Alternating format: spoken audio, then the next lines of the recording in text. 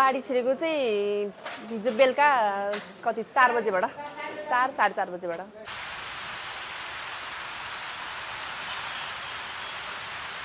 हामीलाई चाहिँ अब यस्तो धनको क्षति चाहिँ खासै भएन। अब हामी सफा सुग्घर लाग्न पर्यो, समयको वेस्टेज भयो नि त।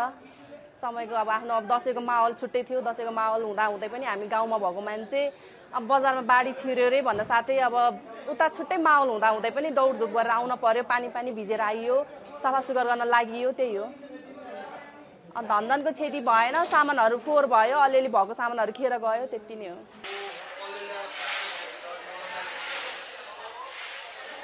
कतिपय ठाउँमा त विस्थापित अब हुन्छ नि, सुकुम्बासी टोलहरूमा त कतिपय अब त्यही छाप्रोमा बसेर अब उनीहरूको धनको क्षति पनि भएको छ होइन। कतिपय ठाउँमा धनहरू क्षति भएको छ, उहाँहरूलाई हेरिदिनु त्यही नै हो। र हामीहरूको सामानलाई स्टक बसेपछि बित्तिकै माल केही न केही मात्रामा वेस्टेज गइहाल्छ। वेस्टेज जाने भयो। अब सामान स्टक अस्तिदेखि टिपेको सामान छ, सबै सामानहरू आदि फ्याँक्न पर्ने अवस्था भइसकेको छ हामीहरूको। यो राज्यलाई ट्याक्स तिर्न पर्ने व्यवसायीहरूले तिर्ने कुरो छुट्टै छ। यस्तो आपद विपद पर्दाखेरि राज्यले हामीहरूलाई सहयोग गरेको अवस्था चाहिँ छैन। अब नगरपालिकाले हामीहरूलाई सहयोग गरेको अवस्था छैन।